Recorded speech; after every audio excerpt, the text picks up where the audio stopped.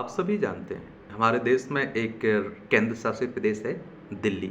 यहाँ विधानसभा में 70 सीटें हैं, राज्यसभा में 3 सीटें हैं, लोकसभा में 7 सीटें आपको देखने को मिलेंगी। अभी हाल ही में यहाँ विधानसभा के चुनाव हुए और उसके एग्जिट पोल आ चुके हैं। तो दिल्ली विधानसभा चुनाव के नतीजों पर क्या कह रहे हैं अब तक के एग्जिट पोल, और दिल्ली के बीते चुनाव में एग्जिट पोल कितने सटीक रहे हैं, क्या कहता है डाटा, उसके बारे में हम लोग बात करते हैं। और एग्जिट पोल आप लोग समझ रहे हैं, जब आप वोट देकर निकलते हैं ना, तो जो सर्वे करवाने वाली एजेंसियां होती हैं उनके लोग वहां खड़े रहते हैं, आपसे पूछते हैं कि आपने किसे वोट दिया, कौन से मुद्दे रहे, किसे आप चीफ मिनिस्टर मुख्यमंत्री बनते हुए देखना चाहते हैं, क्या काम अच्छे लगे हैं। इन्हीं के आधार पर ये एग्जिट पोल तैयार किए जाते हैं। कई बार झूठे भी साबित होते हैं, गलत भी साबित होते हैं, कई बार सही भी साबित हो जाते हैं। ये बात आप लोगों को समझना चाहिए। अब आपने देखा होगा लोकसभा में या फिर पश्चिम बंगाल में बीजेपी को एक तरफा जीत दिखाई जा रही थी, अच्छी दिखाई जा रही थी, लेकिन वहां हार गई थी। लोकसभा में देखा होगा 300 प्लस सीटें दिखाई जा रही थी, लेकिन नहीं हो पाया ना। और कई जगह आप देखते हैं कि सही भी साबित हो जाते हैं। ठीक है, तो ये आप लोगों को जरूर याद रखना चाहिए। तो दिल्ली विधानसभा चुनाव के जो नतीजे हैं, दिल्ली विधानसभा चुनाव में बुधवार को मतदान की प्रक्रिया पूरी हो गई और वोटों की गिनती शनिवार 8 फरवरी को हो गई। दिल्ली में शाम 5 बजे तक तकरीबन 58% मतदान दर्ज किया गया। कुल मतदान का आंकड़ा अभी आना बाकी है। साल 2020 में विधानसभा चुनाव में 62.55% मतदान हुआ था। 2015 में करीब 67% मतदान हुआ था। चुनाव परिणामों के अनुसार अनुमान को लेकर अलग अलग एग्जिट पोल आ चुके हैं। अब तक जितने भी एग्जिट पोल सामने आए उनमें बीजेपी को बढ़त दिखाई जा रही है, वहीं आम आदमी पार्टी को दूसरा सबसे बड़ा दल दिखाया जा रहा है। कहा जा रहा है बीजेपी सरकार बना रही है, एग्जिट पोल में तो यही कहा जा रहा है। एग्जिट पोल के अनुसार अनुमान सही साबित हुए तो बीजेपी 26 साल बाद दिल्ली में सरकार बना पाएगी। क्या कह रहे हैं अलग अलग एग्जिट पोल? तो मैटराइज के एग्जिट पोल में आम आदमी पार्टी को 32 से 37 सीटें मिलने का अनुमान है, जबकि बीजेपी को 35 से 40 सीटें दी गई, कांग्रेस को 0 से 1 सीट। चाणक्य स्टडीज के एग्जिट पोल में बीजेपी को 39 से 44, आम आदमी पार्टी को 25 से 28 सीटें, कांग्रेस को 2 से 3 सीटें दी गई हैं। जेबीएस पोल में बीजेपी को 39 से 45 सीटों पर जितने अनुमान लगाया गया, वहीं आम आदमी पार्टी को 22 से 31 सीटें और कांग्रेस को 0 से 2 सीटें दिखाने की बात की गई। और आपको मालूम होगा हरियाणा के कांग्रेस को जीतते हुए दिखाया जा रहा था वहाँ, लेकिन आपने देखा बीजेपी जीत गई थी वहाँ, तो ये आप लोग याद रखिएगा। और वहाँ गुजरात में आपने देखा होगा वहाँ बीजेपी को ही दिखाया जा रहा था, तो बीजेपी जीती थी वहाँ। तो मैटराइज सर्वे में बीजेपी जीतते हुए दिखाई रही, पीपल्स इंसाइट में भी बीजेपी को, चाणक्य स्टडीज में भी बीजेपी, पी मार्क में भी बीजेपी, और पोल डायरी में भी बीजेपी, जेबीसी पोल में भी बीजेपी को ही दिखाया जा रहा है। ये आप लोग देख रहिए। आपके लिए इन पोल में बढ़त तो बी प्रीसाइड और माइंड प्रैंक ऐसी 2 एजेंसियां हैं जिन्होंने अपने एग्जिट पोल में आम आदमी पार्टी को बहुमत दिखाया।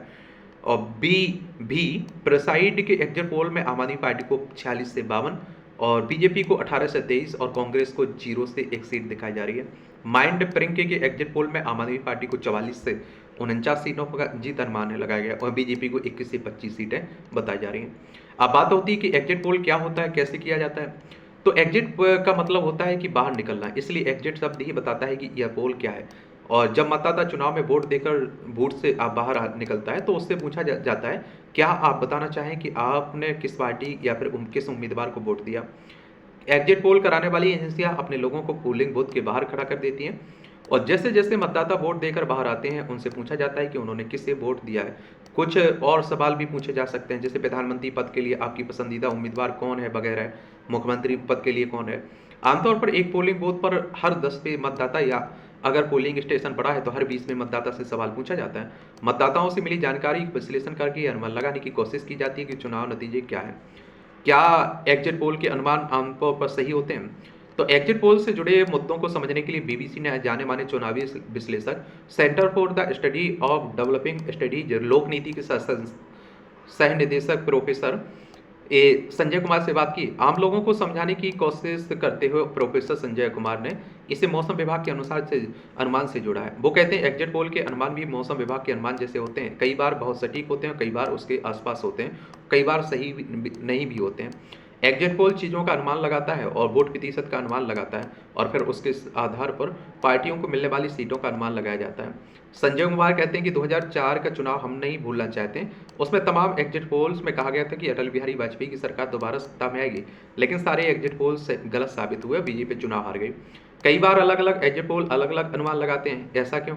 इस सवाल के जवाब में भी प्रोफेसर संजय कुमार एक उदाहरण देते हुए कहते हैं, कई बार एक ही बीमारी को अलग अलग डॉक्टर अलग अलग तरीके से जांचते हैं और एग्जिट पोल के बारे में भी ऐसा हो सकता है। उसका उदाहरण यह हो सकता है कि अलग अलग एजेंसियों से ने अलग अलग सैंपलिंग या अलग अलग तरीके से फील्ड वर्क किया हो। कुछ एजेंसियां फ़ोन से डेटा जमा करती हैं, जबकि कुछ एजेंसियां अपने लोगों को फील्ड में भेजती हैं। नतीजे अलग हो सकते हैं। एग्जिट पोल से जुड़े नियम कानून क्या है? तो आप देखिए, representation of the peoples act 1951 के सेक्शन 126 ए के तहत एग्जिट पोल को नियंत्रित किया जाता है। भारत में चुनाव आयोग ने एग्जिट पोल को लेकर कुछ नियम बनाए। इन नियमों का मकसद यह होता है कि किसी भी तरह से चुनाव को प्रभावित नहीं होने दिया जाए। चुनाव आयोग समय समय पर एग्जिट पोल को लेकर दिशा निर्देश जारी करता है और इसमें यह भी बताया जाता है कि एग्जिट पोल करने का क्या तरीका होना चाहिए। एक आम नियम यह भी है कि एग्जिट पोल के नतीजों को मतदान के दिन प्रसारित नहीं किया जा सकता है। चुनाव प्रक्रिया शुरू होने से लेकर आखिरी चरण के मतदान खत्म होने के आधे घंटे बाद तक एग्जिट पोल को प्रसारित नहीं किया जा सकता है। इसके अलावा एग्जिट पोल के परिणामों को मतदान के बाद प्रसारित करने के लिए सर्वेक्षण एजेंसी को चुनाव आयोग से अनुमति लेनी होती है। देख रहे हो आप लोग, ये कहानी है एग्जिट पोल की। अब बीते जो चुनाव के रिजल्ट हैं और एग्जिट पोल है, उनमें क्या रहा? तो आप देखिए, दिल्ली विधानसभा चुनाव के लिए आपने देखा ना, और इसमें बीजेपी को अलग दिखाया जा रहा है। आप नेता सौरभ भारद्वाज कहते हैं कि 2013-2015 के एग्जिट पोल में हमारी हार दिखाई गई, 2020 में भी हमारी सीटें कम दिखाई गई और 2025 के एग्जिट पोल में भी सीटें कम दिखाई जा रही हैं। हमारी बहुमत से सरकार बनेगी, एग्जिट पोल गलत साबित होंगे। पार्टियों के दावे से इतर दिल्ली के पिछले चुनाव में एग्जिट पोल का अनुमान क्या है और क्या नतीजों में एग्जिट पोल सही रहा? तो देखिए, इस बार तो आप देखेंगे 2020 में चलते हैं हम लोग। एग्जिट पोल के अनुमान और नतीजे। पिछले विधानसभा चुनाव के 8 फरवरी को वोटिंग हुई और 11 फरवरी को नतीजे आए थे। वोटिंग के बाद एग्जिट पोल सामने आया और अधिकतर में आम आदमी पार्टी को बहुमत मिला।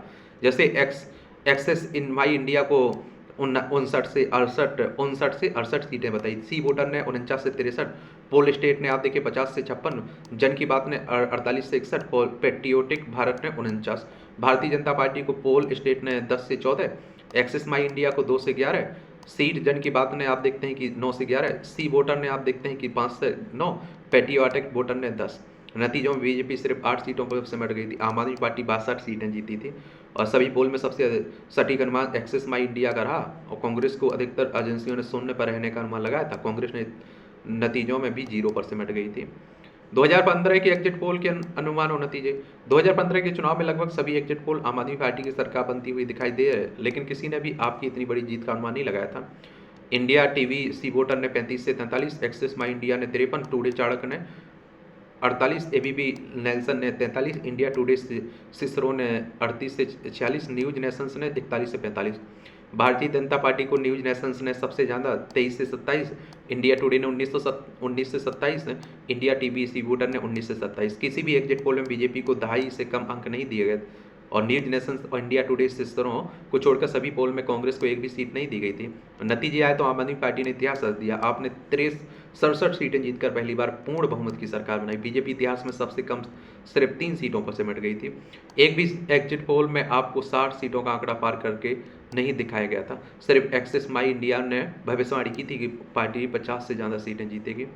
2013 के एग्जिट पोल के अनुमान और नतीजे। 2012 में आम आदमी पार्टी पहली बार दिल्ली विधानसभा में चुनाव लड़ी थी। एक सर्वे एजेंसी ने आपको 20 के पार सीटों मिलने का अनुमान जताया था। अधिकतर सर्वे में बीजेपी को बढ़त दिखाई दी थी और बीजेपी आप देखिए हेडलाइन टुडे और आरजी ने 41, एबीपी नेल्सन ने 37, सी वोटर ने 31, टुडे चाणक्य ने 29। आम आदमी पार्टी को टुडे चाणक्य ने सबसे ज़्यादा 31, हेडलाइंस टुडे ने आरजी ने 6 और सी वोटर के साथ एबीपी नेल्सन ने 15।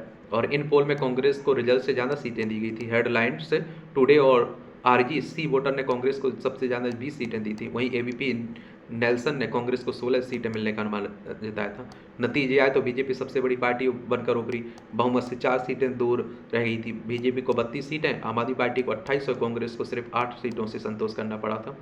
और सबसे सटीक नतीजा पर पहुंचने वाला पोल टुडे चाणक्य था, जिसने आपको 31, भाजपा को 29, कांग्रेस को 10 सीटें दी थी।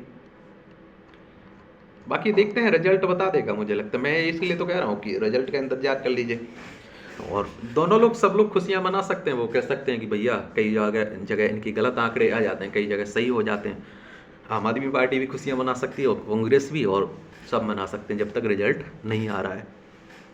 बाकी रिजल्ट आएगा तो मालूम चल जाएगा। दूध का दूध, पानी, पानी का पानी यही होता है ना, दूध का दूध, पानी का पानी हो जाएगा। धन्यवाद।